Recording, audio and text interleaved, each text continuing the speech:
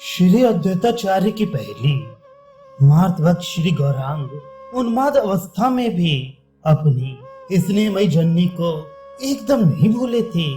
जब वे अंतरदशा से कभी कभी बाह्य दशा में आ जाते तो अपने प्रिय भक्तों की और प्रेममयी माता की कुशल क्षेम पूछते और उनके समाचार जानने के निमित्त जगदानंद जी को प्रतिवर्ष गौड़ भेजते थे। जगदानंद जी गौड़ में जाकर सभी भक्तों से मिलते, उनसे प्रभु की सभी बातें कहते, उनकी दशा बताते और सभी का कुशल क्षेम लेकर लौट आते। शची माता के लिए प्रभु प्रतिवर्ष जगन्नाथ जी का प्रसाद भेजते और भांति भांति के आश्वासनों द्वारा माता को प्रेम संदेश पठाते।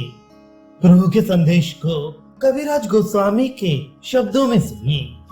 हे माता, मैंने तुम्हारी सेवा छोड़कर पागल होकर संन्यास धारण कर लिया है।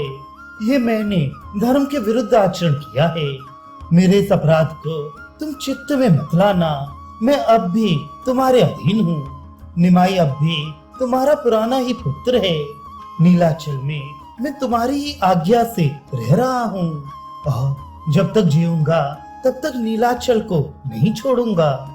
इस प्रकार प्रतिवर्ष वे प्रेम संदेश और प्रसाद भेजते। एक बार जगदानंद पंडित प्रभु की आज्ञा से नवद्वीप गए। वहां जाकर उन्होंने शची माता को प्रसाद दिया, प्रभु का कुशल समाचार बताया और प्रेम संदेश भी कह सुनाया।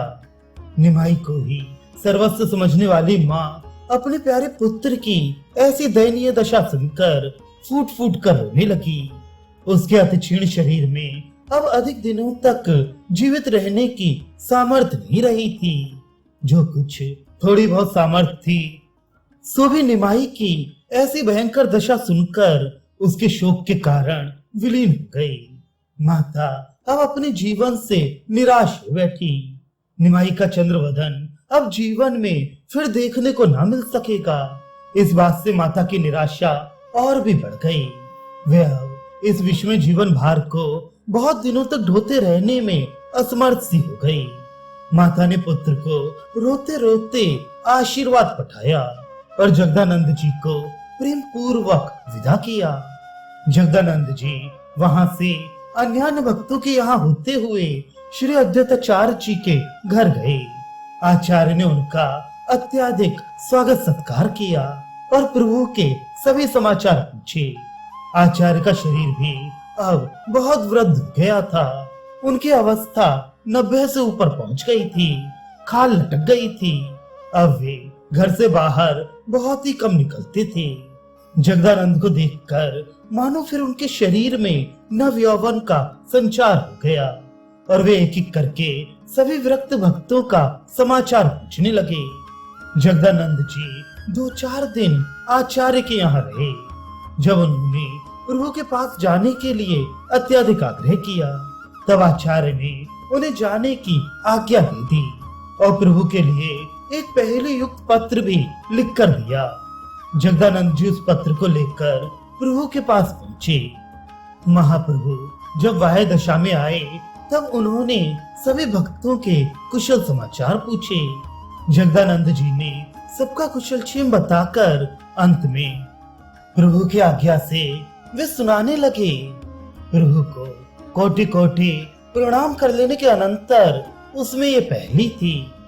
बाउल के कहे लोक हेल बाउल, बाउल के कहे हाटे न बिकाए चावल, बाउल के कहे काज नाहिक आउल, बाउल के कहे यह कई अच्छे बाउल। अर्थात श्री चैतन्य प्राणियों के जीवन के आधार चावल रूपी हरि नाम के व्यापारी हैं। अद्वैताचार्य उनके प्रधान आड़तिया हैं। जैसा ही पागल व्यापारी है वैसा ही पागल आड़तिया भी है और पागलों का सा ही लाभपूर्ण पत्र भी पठाया है। पागलों के सिवा इसके मर्म को कोई समझ ही क्या सकता है। पागल आड़तिया कहता है उस बावले व्यापारी से कहना सब लोगों के कोठी कोठिला हरे नाम रूपी चावलों से भर गए। अब इस बाजार में इस सस्ते माल की बिक्री नहीं रही। अब ये व्यापार साधारण हो गया।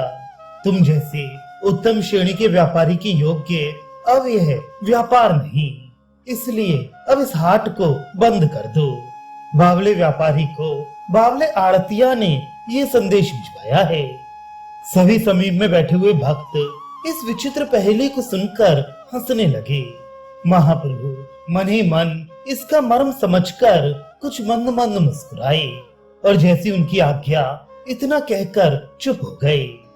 प्रभु के बाहरी प्राण श्री रूप गोस्वामी को प्रभु की मुस्कुराहट में कुछ विचित्रता प्रतीत हुई, इसलिए दीनता के साथ पूछने लगे, प्रभु मैं इस विचित्र पहेली का अर्थ समझना चाहता हूँ। आचार्य अद्वैत राय ने ये कैसी अनोखी पहेली भेजी है, आप इस प्रकार इसे सुनकर क्यों मुस्कुराए?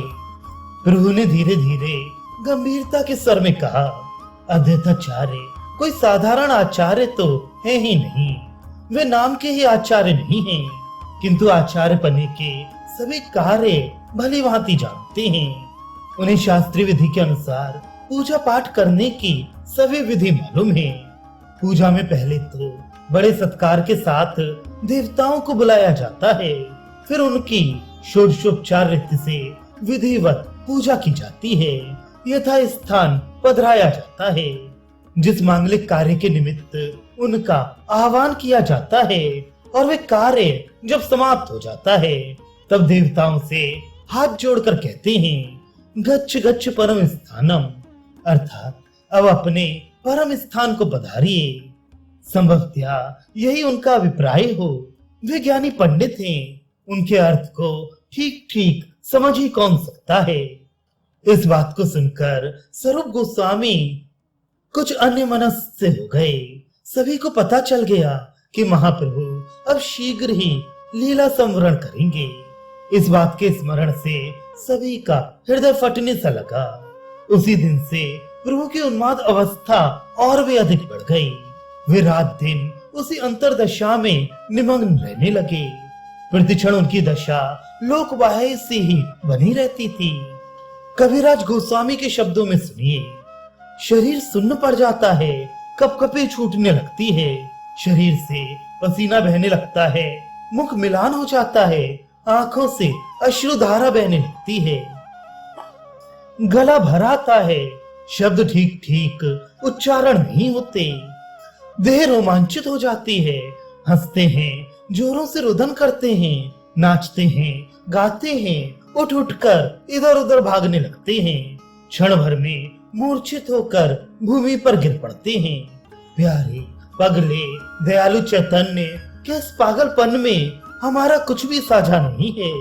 हे दीन वत्सल, इस पागलपन में से यदि किंचित भी हमें मिल जाए तो ये सारहीन जीवन सार्थक बन जाए। मेरे गौर, उस मादक मदिरा का एक प्याला मुझको भी क्यों नहीं पिला देता? हे मेरे पागल शिरोमणि, तेरे चरणों में मैं कोट कोट नमस्कार करता हूँ।